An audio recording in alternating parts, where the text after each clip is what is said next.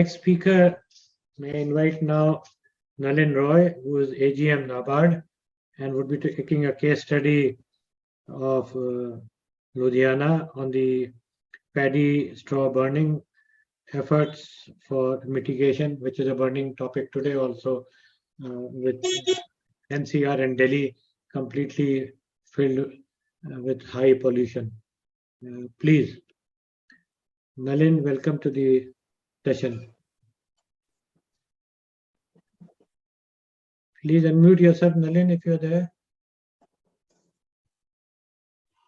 Good afternoon, everybody. Thank you.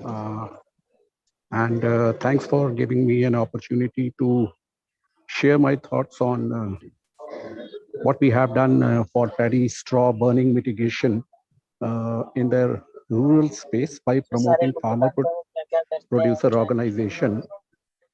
And I would like to share my presentation in this regard. If I can open it.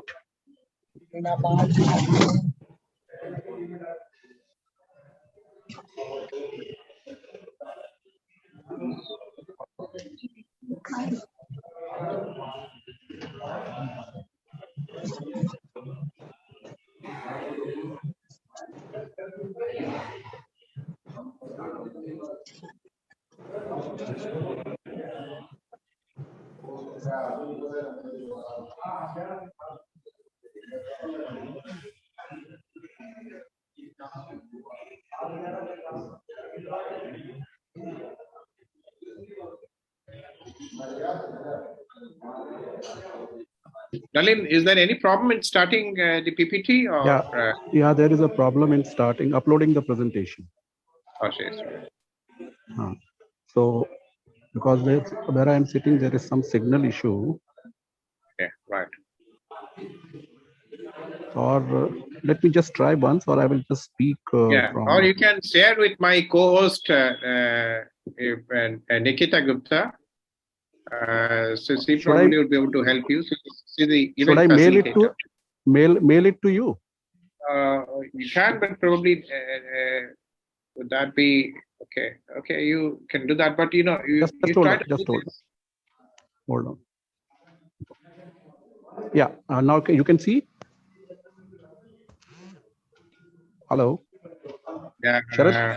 No, I can't. We can't see your presentation. What I will do is then I can see it. I will just share from here. Would that be fine? Yeah, sure. Yeah. That's how you do it. Yeah. So my topic is paddy straw management through the custom hiring centers. This experiment that we did, it was done in Ludhiana. Ludhiana. The first question would arise is why Ludhiana has been chosen for the case study. It was because of the fact that the farmer producer organization concept, when it evolved, Ludhiana was selected as one of the districts where it was piloted. And there are 3 academic institutions of eminence. Punjab Agriculture University is there, Guru Angad Dev Veterinary Animal Sciences University is there, and Central Institute for Post-Harvesting and Engineering Technology is there.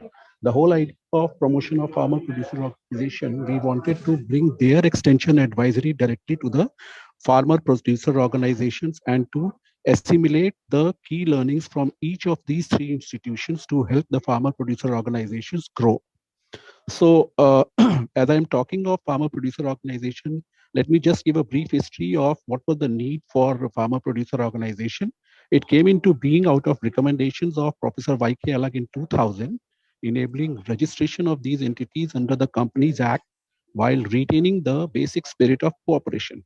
It is a new generation of cooperative, having the spirit of cooperation but striving to achieve dynamism of marketing and without any political interference. As of now, that is 31st March 2022, total 6,000 plus registered farmer producer organizations are there as per the database of Ministry of Company Affairs.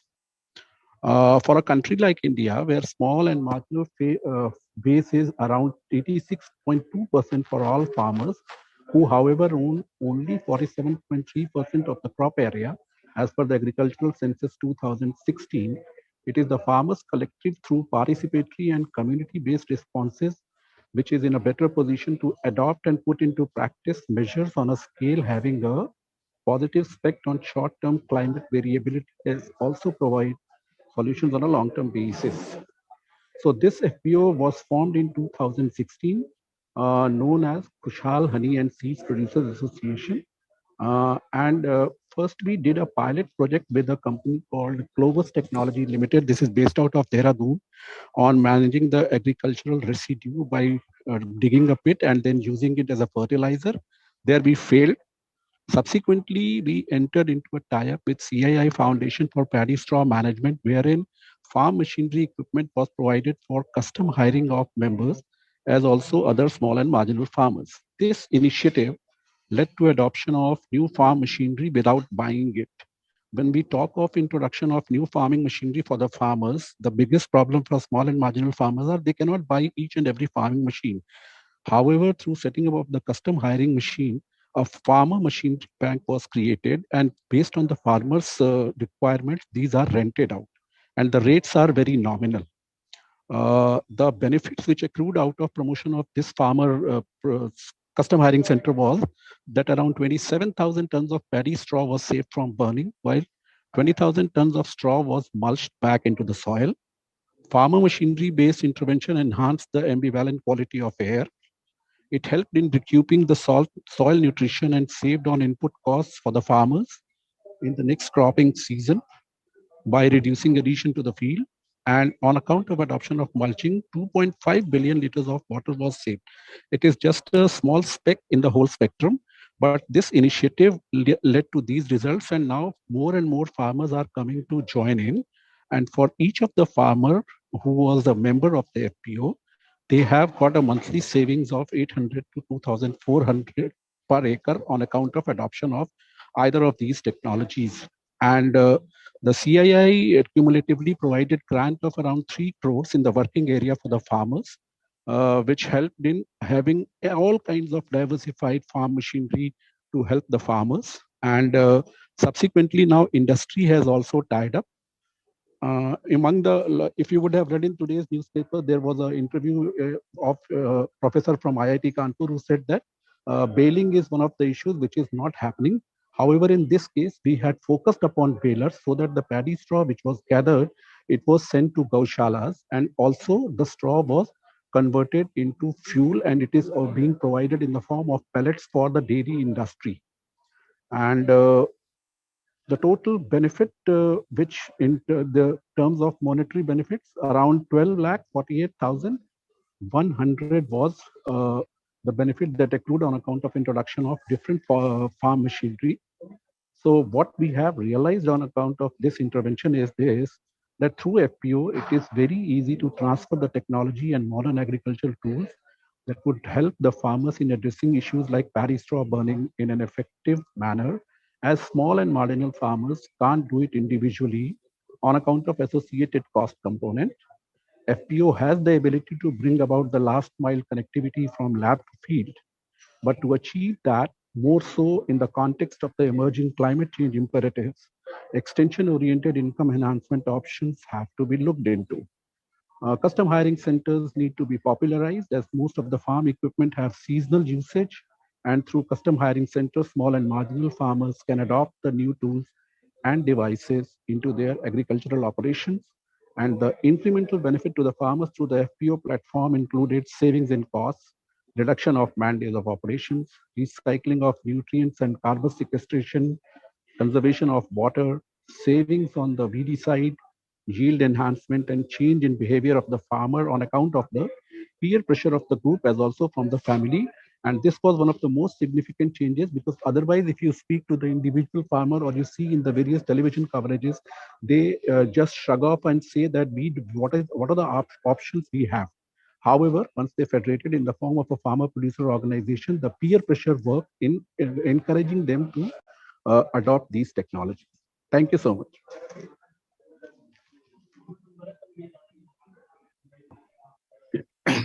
Well, thanks a lot, Nalin, for the crisp detailing about how the paddy straw, instead of being burned, is being utilized. I'm sure Yes, sir. the effort would given more farmers to adopt from year on year, and we can save the pollution which is having so said that Punjab is a major source of pollution for NCR.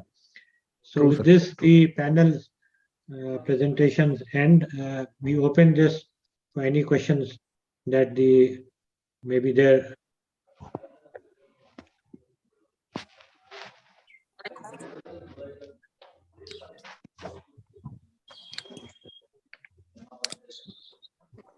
Any questions from the people? If not, I hand over to Sharat to. Yeah, yes, Dr. Rajat. Can I ask a question? Sure, Dr. Rajat. My question to Mr. Shankar Muralidhar. I don't know whether he is here. No, Is he's there? not. No. If I he don't- doesn't some emergency, he Anyway- has to attend. So he just Anyway, declared you a can have message. the question. Maybe he answers it later on. You can. Later on. You can also answer, sir. Anyone can answer.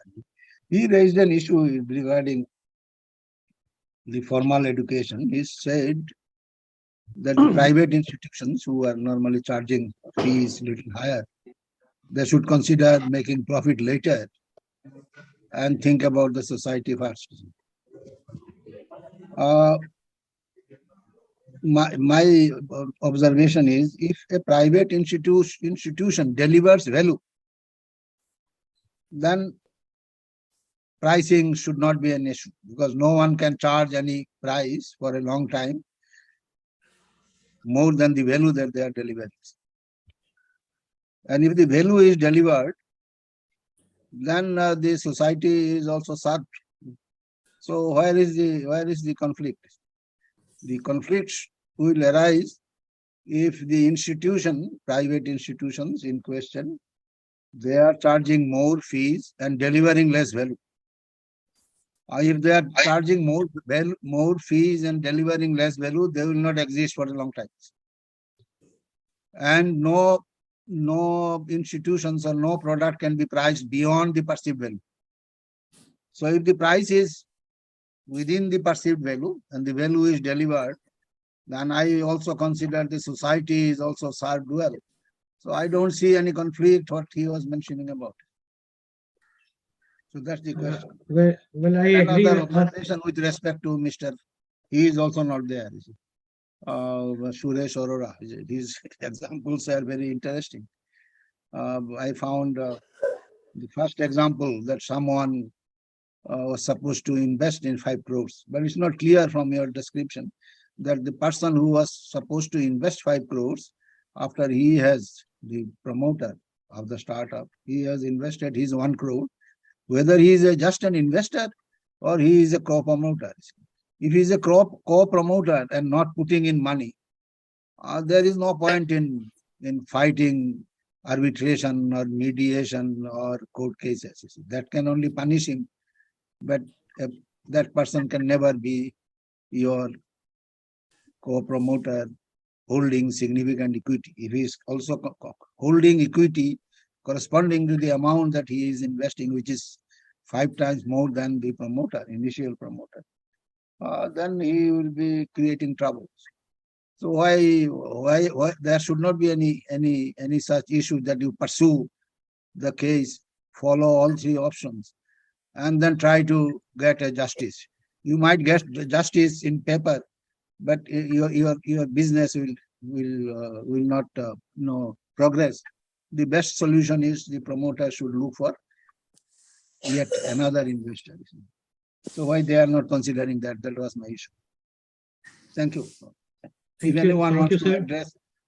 Thank you. Your points are well taken, and I think that's what Shankar said, that we should not call them not for profit. Actually, an institution is registered under the Indian policy as not for profit.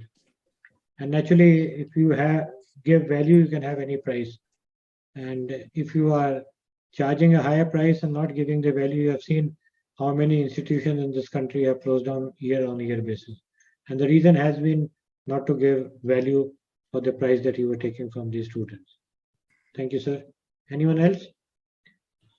Okay, then I hand over to Sarat. Thank you very much for the opportunity, and it was great. And thank you all the panel members. Thank you, Sarat. Back to you. Thank you, Professor Pandey, and thank you for hosting this session as the session chair. So you heard Professor Krishna Kumar Pandey and also Mr. Sankar Muralidharan from the Rishud University, Direct Admission, Somesh Arora, the founding partner for this affair. Somesh unfortunately had to leave because he got a death reported to him, so he is attending a funeral. I'm so sorry about this. And thank you, Mr. Nalin Roy. Thank you so much.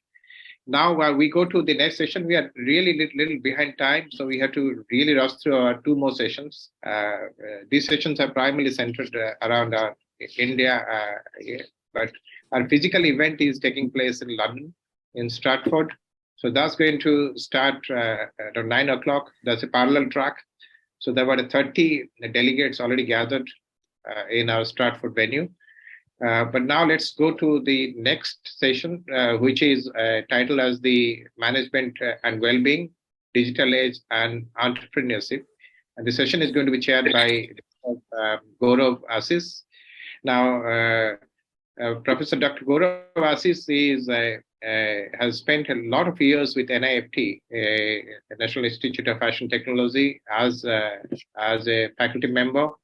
And he currently also works with Aura University as a faculty member. He was the vice president with Amity Group for a few years. And he was also a dean of ISB and M, that's in Pune. And they also have another chapter in another Indian city. And he was also an associate dean of with the Asia Pacific Institute of Management, Delhi.